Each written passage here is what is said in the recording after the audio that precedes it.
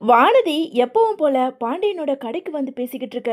பாண்டியனும், எங்க அண்ணி நிலா மட்டும் இல்லனா கண்டிப்பா அந்த வீடு மறுபடியும் எங்களுக்கு கிடைச்சிருக்காது அப்படின்னு சொல்லிட்டு பாண்டியன் சொல்ல, இங்க வானதியுமே, போதும் போதும் உங்க அண்ணி பிராணம், நம்மளோட காதலை பத்தி பேசு, தேவையில்லாத அண்ணி அண்ணின்னு எப்ப பாரு அந்த நிலாவை பத்தி பேசிக்கிட்டு இருக்க அப்படின்னு சொல்லிட்டு இங்க ரெண்டு பேருமே பேசிக்கிட்டு இருக்க. அதே நேரம் வானதியோட மாமா அந்த வழியா போய்கிட்டு இருக்க. இங்க வானதியை பார்த்துட்டு நேரா வீட்டுக்கு போறாரு. காமாட்சி, காமாட்சி அப்படின்னு சொல்லிட்டு வானதியோட மாமா உள்ள போக, அங்க இருந்த காமாட்சி தன்னோட புருஷன் எல்லாருமே இங்க வானதியோட மாமாவை அன்பாவே உள்ள கூப்பிடுறாங்க.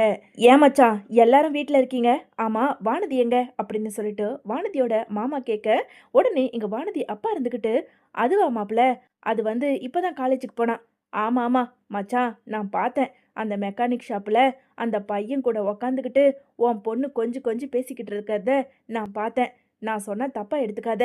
பையன் நல்லவனா இருந்தா பார்த்து கல்யாணத்தை முடிச்சிட வேண்டியது தானே.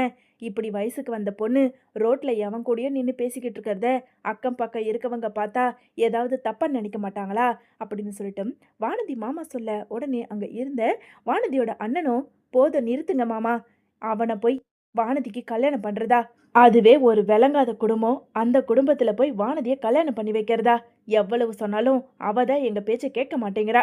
எப்படியாவது அவளோட மனசை மாத்தி ஒரு நல்ல இடத்துல நாங்க கல்யாணத்தை பண்ணலாம்னு இருக்கோம் அப்படின்னு வானதி அண்ணன் சொல்லிக்கிட்டு இருக்க. உடனே எங்க காமாட்சி இருந்துகிட்டு, டேய் போதும் நிறுத்துடா, அப்படியே அவ நம்ம சொல்ற பையனை தான் கல்யாணம் பண்ணிப்பாளா என்ன? கண்டிப்பா ஒருபோதும் பண்ணிக்கவே மாட்டா. அண்ணே, நீங்க சொல்ற மாதிரியே அந்த பாண்டியனுக்கே நாங்க கல்யாணத்தை பண்ணி வச்சிடலான்னு முடிவெடுத்துட்டோம் அப்படின்னு சொல்லிட்டு இங்க காமாட்சி சொல்ல, தன்னோட அண்ணனுமே அங்கிருந்து சந்தோஷமா கிளம்புறாரு. இன்னொரு பக்கம் இங்க வானதி வீட்ல இருந்துகிட்டு இருக்க. அங்க இருந்த காமாட்சி கிட்ட, அம்மா இன்னைக்கு பாண்டியன் வீட்ல எல்லாரும் பொங்கல் செலிப்ரேஷன் பண்றாங்கம்மா, அந்த இடத்துல போய் நானும் கலந்துக்கலான்னு இருக்கேன் அப்படின்னு சொல்லிட்டு இங்க காமாட்சி கிட்ட வானதி சொல்ல, ஏய் உன்னை அங்க கல்யாணத்துக்கு முன்னாடி போகாதன்னு சொன்னா நீ கேட்கவே மாட்டியா? ஏண்டி இப்படி ஊர் அறிய எங்களை அவமானப்படுத்திக்கிட்டே இருக்க? அம்மா இங்க பாரு, நான் என்ன வேற யார் வீட்டுக்கோவா போறேன்? நான் கல்யாணம் ஆகி போக போற வீட்டுக்கு தான் போறேன். அதனால உனக்கு எந்த அவமானமும் வந்துராது அப்படின்னு சொல்லிட்டு இங்க வானதி காமாட்சி கிட்ட சொல்ல, இங்க பாருடி, நீலாம் சரிப்பட்டு வரமாட்ட. சீக்கிரமா உனக்கும் அவனுக்கும் கல்யாணத்தை முடிச்சு வச்சாதான் சரிப்பட்டு வரும். நாளைக்கே நல்ல நாள் தான். அவங்க வீட்ல இருந்து வந்து உன்னை பொண்ணு கேட்க சொல்லு, உனக்கு புரிஞ்சுதுல அப்படின்னு சொல்லிட்டு இங்க காமாட்சி சொல்ல, வானதிக்கு ஒரு சந்தோஷமாகுது. அப்படியே காமாட்சியை கட்டி பிடிச்சு முத்தம் கொடுத்து, அம்மா கண்டிப்பா நான் போய் இப்பவே அந்த விஷயத்த சொல்லிட்டு வரேன், எனக்கு ரொம்ப சந்தோஷம். அது மட்டும் இல்ல, எனக்கு பாண்டியனை கல்யாணம் பண்ணி வைக்கிறேன்னு சொன்னல, ரொம்ப தேங்க்ஸ்மா அப்படின்னு சொல்லிட்டு அதே சந்தோஷத்தோட வானதி நேரா அங்க பாண்டியனோட வீட்டுக்கு போறாங்க. கொஞ்ச நேரத்துல இங்க சேரன் வீட்ல எல்லாருமே பொங்கல் வச்சு நல்லாவே சந்தோஷமா செலிப்ரேட் பண்ணிட்டு அங்க சாப்பிட்டுக்கிட்டு இருக்க. அதே நேரம் அங்க இருந்த வானதி பாண்டியன் கிட்ட, பாண்டி உன்கிட்ட ஒரு முக்கியமான விஷயம் பேசணும், சீக்கிரமா சாப்பிட்டுட்டு அப்படி வா அப்படின்னு சொல்லிட்டு அங்க வானதி சொல்ல, இங்க பாண்டியனும் இவ என்ன விஷயத்த சொல்ல போறா, இப்படி எல்லார் முன்னாடியும் நம்ம கிட்ட கேட்டுக்கிட்டு இருக்காளே அப்படின்னு ஒரு குழப்பத்தோட உக்காந்துக்கிட்டு இருக்க. என்ன பாண்டி, உன் முகமே மாறி போச்சு. இங்க பாரு, என்ன விஷயம் தெரியுமா, சொல்றேன், எல்லார்கிட்டயும் சொல்றேன். எங்க வீட்ல உன்னை கல்யாணம் பண்ணி வைக்கிறதுக்கு முழு சம்மதம் சொல்லிட்டாங்க. எங்க அம்மா உன்னை நாளைக்கு வந்து பொண்ணு கேட்க சொன்னாங்க அப்படிங்கிற விஷயத்த எல்லார் முன்னாடியும் போட்டு உடைக்க. உடனே அங்க இருந்த சோழனும், சரியா போச்சு, அப்போ வீட்ல நம்ம வீட்ல ஒரு ஒரு நாளும் நல்ல சந்தோஷமான விஷயம் தான் நடந்துகிட்டு இருக்கு.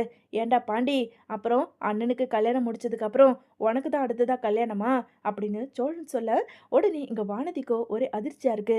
கொஞ்ச நேரத்துல பாண்டியன் சாப்பிட்டுட்டு கை கழுவிக்கிட்டு இருக்க. அந்த இடத்துக்கு வந்த வானதி, பாண்டி என்ன பாண்டி, நான் ஒரு சந்தோஷமான விஷயத்த சொல்லியிருக்கேன், நீ என்னமோ இப்படி சோகமா இருக்க, என்ன நமக்கு கல்யாணம் ஆவறதுல உனக்கு சந்தோஷமே இல்லையா அப்படின்னு சொல்லிட்டு அங்க இருந்த வானதி கேட்க, போதும் வானதி நிறுத்து, இதுக்குள்ள நமக்கு எதுக்கு கல்யாணம்? இங்க பாரு, இன்னும் அண்ணனுக்கு கல்யாணம் ஆகல. அண்ணனுக்கு கல்யாணத்தை முடிச்சிட்டு தான் அடுத்ததா தான் நான் கல்யாணம் பண்ணிப்பேன். இங்க பாரு பாண்டி, என்ன உங்க அண்ணனுக்கு பொண்ணா இல்ல? அதான் உங்க அண்ணன் ஏற்கனவே அந்த இந்திக்கார பொண்ணு சந்தாவை காதலிச்சுக்கிட்டு இருக்காருல, சீக்கிரமா அந்த பொண்ணை கல்யாணம் பண்ணிட்டு அதுக்கப்புறமா என்ன கல்யாணம் பண்ணிக்க. அப்புறம் இது கூட உனக்கு தெரியாதா அப்படின்னு சொல்லிட்டு வானதி சொல்ல, இங்க பாரு வானதி, நான் யோசிச்சு பேசுறதே வேற. இருக்கிறதே ஒரே ஒரு ரூம், அந்த ரூம்லயும் நிலா அண்ணி இருக்காங்க. நிலா அண்ணி நம்ம கல்யாணம் பண்ணிட்டு வந்ததுக்கு அப்புறம் வேற எங்க போய் தங்குவாங்க? நீயே யோசி. முதல்ல சேரன் அண்ணனுக்கு கல்யாணம் ஆகட்டும், அதுக்கப்புறம் இந்த வீட்டை எப்படியாவது மேல மேல கட்டி ஒரு பெரிய வீடா ஆக்கணும். ஒரு 2 3 ரூம் இருந்தா தானே சரிப்பட்டு வரும். நாளைக்கே நமக்கு கல்யாணம் ஆயிடுச்சுன்னா நீ எங்க போய் தங்குவ? இல்ல நாம தான் எங்க இருப்போம்? கொஞ்சமாவது யோசி வானதி. கல்யாணம் கல்யாணம்னு உடனே அவசரப்படாத அப்படின்னு சொல்லிட்டு இங்க பாண்டியன் சொல்லிக்கிட்டு இருக்க. போதும், நிறுத்துறியா கொஞ்சம்? எப்ப பாரு நிலா நிலா நிலா.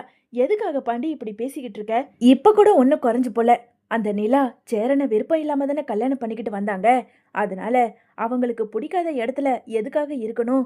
சீக்கிரமா அவங்களுக்குன்னு ஒரு ரூம் பார்த்து விட்டுடுங்க. அங்க எங்கேயாவது போய் தங்கிக்கிட்டோம். எப்பயாவது போய் நீங்க பார்த்துட்டு வாங்க. அதான் அவங்க கை நிறைய சம்பாதிக்கிறாங்களே, வேலைக்கு போறாங்களே, அவங்களுக்கு அவங்கள பார்த்துக்க தெரியாதா என்ன? அவங்களுக்கு விருப்பம் இல்லாதப்ப எதுக்காக அவங்கள இங்கேயே புடிச்சு வச்சிருக்கீங்க பாண்டி?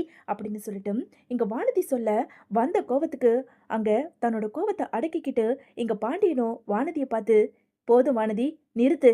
இப்ப இந்த வீட்ல நாங்க இந்த நிமிஷம் இருக்கோனா அதுக்கு எங்க அண்ணி நிலா தான் காரணம். ஆமா, இந்த வீட்டோட பத்திரம் கிடைச்சதுக்கே அவங்க தான் காரணம். அவங்க மட்டும் திட்டம் போட்டு அந்த பத்திரத்தை கண்டுபிடிச்சு எடுத்துட்டு வரலனா இன்னொரு நாங்க நடு தெருவுல தான் நின்று இருக்கணும். நீ நினைச்சுக்கிட்டு இருக்க நிலா அண்ணி சேரன் அண்ணனை பிடிக்காம கல்யாணம் பண்ணிக்கிட்டு வந்திருக்காங்கன்னு. ஆனா கூடிய சீக்கிரம் நிலா அண்ணி மனசு மாறி எப்படியாவது சேரன் கூட சேர்ந்து வாழ ஆரம்பிச்சிருவாங்க. அப்போ நீ முகத்தை எங்க எடுத்துட்டு போய் வச்சுப்ப? இங்க பாரு, இப்ப சொல்றேன், இந்த வீட்டை பெருசாக்கி 2 3 ரூம் கட்டினதுக்கு அப்புறம் தான் உன்னை நான் கல்யாணம் பண்ணுவேன். முதல்ல நீ இங்க இருந்து போ அப்படின்னு சொல்லிட்டு அங்க இருந்த வானதிய இங்க பாண்டி ரொம்ப கோவத்தோட பேச, அப்போ நீ எப்ப பாரு அந்த நிலாக்கு தான் சப்போர்ட் பண்ணி பேசுவல. இந்த வீட்ல எனக்குன்னு யாருமே கிடையாதுல. இல்ல, இனிமே உனக்கு எனக்கு ஒண்ணுமே கிடையாது அப்படின்னு சொல்லிட்டு ரொம்ப கோவத்தோட வானதி அங்க இருந்து அழுதுகிட்டே போறாங்க. இங்க வானதி அழுதுகிட்டே போனதை பார்த்த நிலா வேக வேகமா வந்து பாண்டியன் கிட்ட, என்ன பாண்டி, கொஞ்ச நேரத்துக்கு முன்னாடி தான் வானதி வீட்ல எல்லார்கிட்டயும் சந்தோஷமா பேசிக்கிட்டு இருந்தாங்க. இப்போ அழுதுகிட்டே போறா, என்னாச்சு அப்படின்னு சொல்லிட்டு நிலா கேட்க, அண்ணி அவளை பத்தி உங்களுக்கு தெரியாதா? ஏதாவது பேசி சண்டை வலிப்பா. இப்பயும் அதே மாதிரி தான். நீங்க அதை பத்தியெல்லாம் கவலைப்பட்டுக்காதீங்க. அவ கிடக்குறா அப்படின்னு சொல்லிட்டு இங்க பாண்டியனும் அங்க நிலாவை சமாதானப்படுத்துறாங்க. கொஞ்ச நேரத்துல இன்னொரு பக்கம் இங்க வானதி அழுதுகிட்டே வீட்டுக்கு வர, வீட்டுல இருந்த அங்க காமாட்சியோ வானதியை பார்த்து, ஏண்டி, என்னமோ பொங்கல் வைக்க போறேன் அப்படியே சந்தோஷமா குதிச்சுக்கின்னு போனேன். இப்ப என்னமோ கண்ணில் தண்ணியை வச்சுக்கிட்டு வந்து நிக்கிற, என்னடியாச்சு? ஆமா, நீ காதலிக்கிறியே அந்த மெக்கானிக் பையன் பாண்டி, உன்னை பொண்ணு கேட்க வர சொன்னனே, அவன்கிட்ட சொன்னியா இல்லையா அப்படின்னு சொல்லிட்டு காமாட்சி கேட்க, உடனே அங்க இருந்த வானதி இருந்துக்கிட்டு, எல்லாம் கேட்டேன். அவன் இப்போதைக்கு கல்யாணம் வேண்டாம், என் அண்ணன் சேரனுக்கு கல்யாணம் ஆயிட்டு அதுக்கப்புறம் வீட்டில் 2 3 ரூம் கட்டிட்டு அதுக்கப்புறமா உன் கழுத்துல தாலி கட்டுறேன்னு சொல்லிட்டு என்கிட்ட சொல்லியிருக்காரு அப்படின்னு வானதி வீட்டில் வந்து பாண்டியன் சொன்ன எல்லாத்தையும் ஒன்று விடாம சொல்ல, அடி சக்க, இங்க பாரு, அவங்க அண்ணனுக்கு கல்யாணத்தை முடிச்சுட்டு அதுக்கப்புறம் வீட்டை கட்டிட்டு, என்னடி இதெல்லாம் கூத்து? உனக்கு என்ன, நீ என்ன ஆம்பளை பையனா என்ன?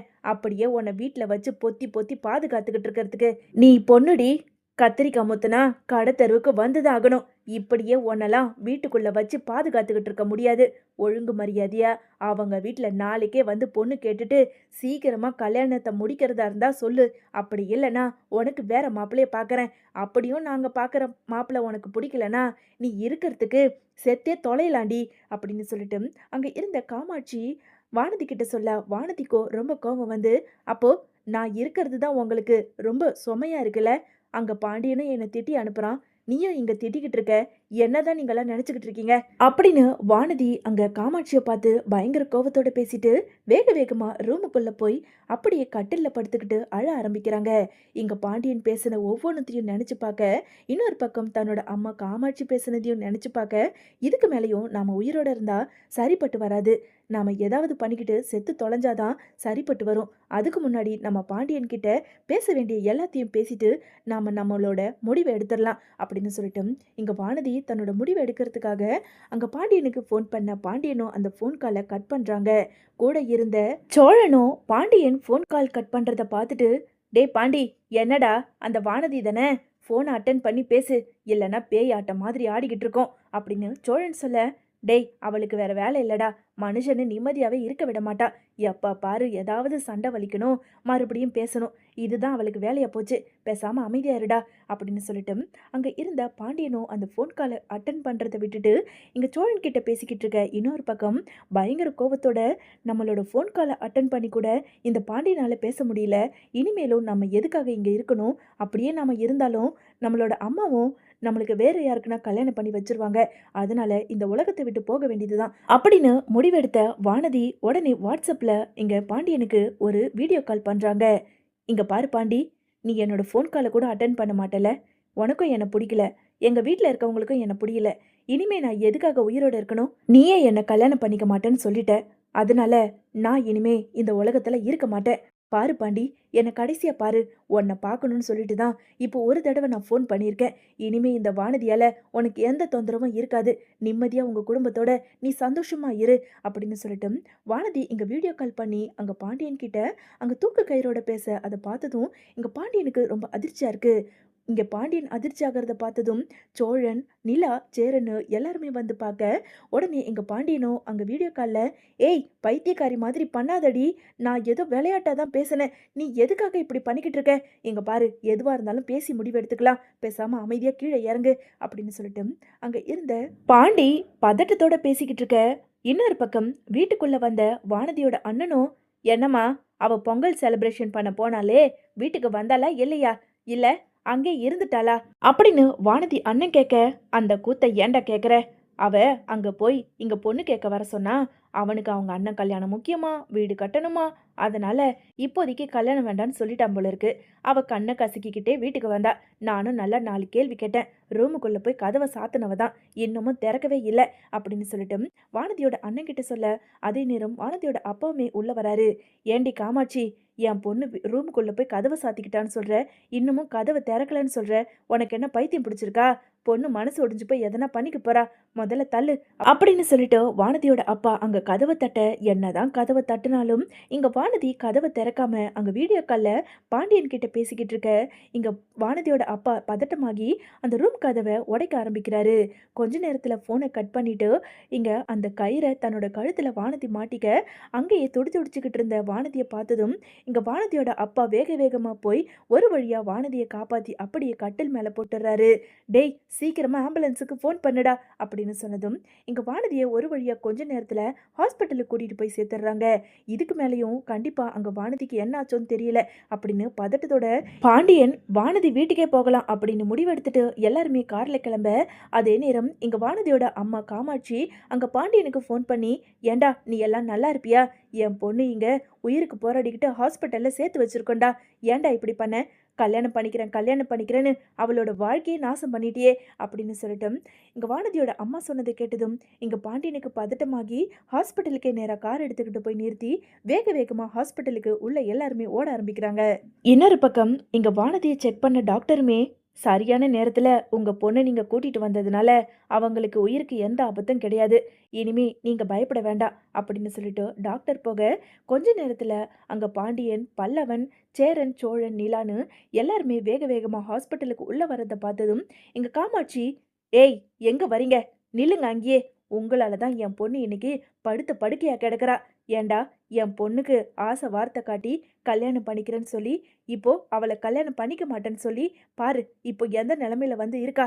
ஏன்டா இப்படி பண்ண அப்படின்னு சொல்லிட்டு வானதியோட அம்மா பாண்டியனோட சட்டையை பிடிச்சு பயங்கர கோவத்தோட பேச, உடனே பாண்டியனும் முதல்ல நான் வானதியை பார்க்கணும், வானதி எப்படி இருக்கா அப்படின்னு சொல்லிட்டு இங்க கேள்வி கேட்டதும் இங்க வானதி, பாண்டி அப்படின்னு சொல்லிட்டு குரல் கொடுக்க இங்க பாண்டி வேக வேகமா வானதி கிட்ட போய், ஏண்டி இப்படி பண்ண? எதுக்காக இப்படி பண்ண? ஏன் உன்னால கொஞ்ச நாள் இருக்க முடியாதா? உன்னை தாண்டி நான் கல்யாணம் பண்ணிப்பேன், அதை ஏன் நீ புரிஞ்சுக்கவே மாட்டேங்கிற அப்படின்னு சொல்லிட்டு இங்க வானதியை பார்த்து தன்னோட அன்பை அங்க காட்டிக்கிட்டு இருக்காரு பாண்டியன்.